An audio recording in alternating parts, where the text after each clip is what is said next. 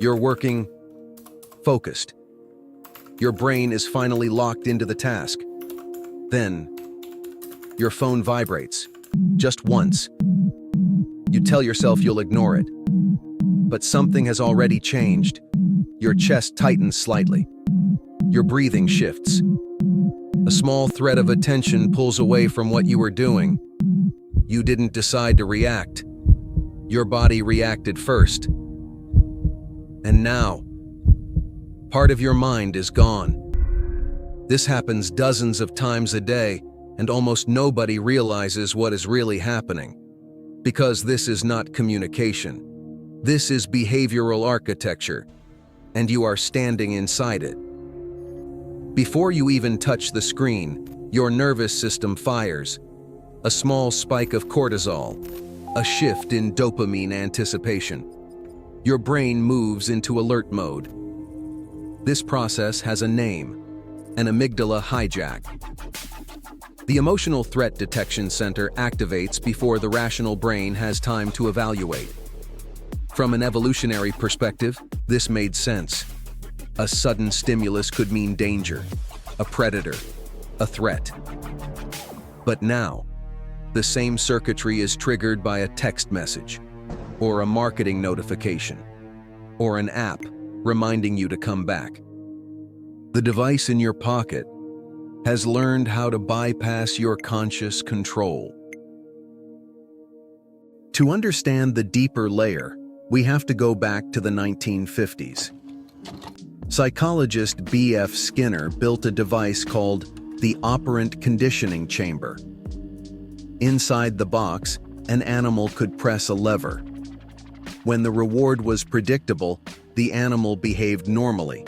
It pressed when it needed food, rational behavior. But when Skinner introduced randomness, a variable reward schedule, everything changed. Sometimes pressing the lever produced nothing. Sometimes a reward, sometimes a jackpot. The animals became obsessed.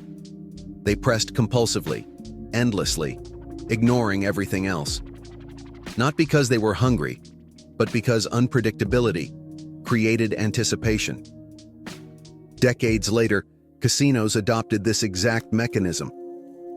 Slot machines operate on variable reward schedules, and today, the same architecture lives in your pocket. Every notification is a lever pull. You don't know what it contains. A message from someone important, a work opportunity, social validation, or nothing at all. The uncertainty is the hook. Dopamine is not the chemical of pleasure. It is the chemical of pursuit. The notification doesn't satisfy you. It makes you hunt. Look at your screen. Notice the red notification badge. That color was not chosen randomly. Red carries evolutionary priority.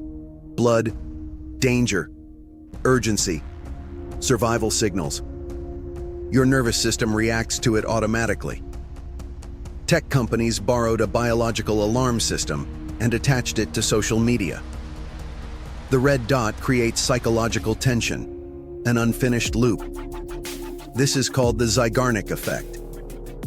The brain hates unresolved tasks. As long as the notification exists, part of your cognition remains open. You don't click because you want to know. You click because you want relief. And the system knows that. Most people believe notifications cost seconds. They don't. They cost states of mind. Attention functions like a heavy engine. It takes time to reach full focus. An interruption destroys that state instantly. Research from the University of California found that after an interruption, it takes an average of 23 minutes and 15 seconds to fully regain concentration. Not seconds, minutes. One notification can fragment the next half hour of your cognition. 3 interruptions per hour, and deep work never happens at all. By the end of the day, you feel exhausted. Not because you worked hard, but because your brain fought continuous, artificial emergencies. The advice you usually hear is simple. Have more discipline. Ignore your phone. Try harder. This advice is dangerous because it turns a systemic problem into a personal failure. You are not weak. You are outmatched. On one side is you, a human brain with limited energy. On the other side are thousands of engineers, behavioral scientists, machine learning systems, and predictive algorithms, optimizing engagement. This is asymmetric warfare.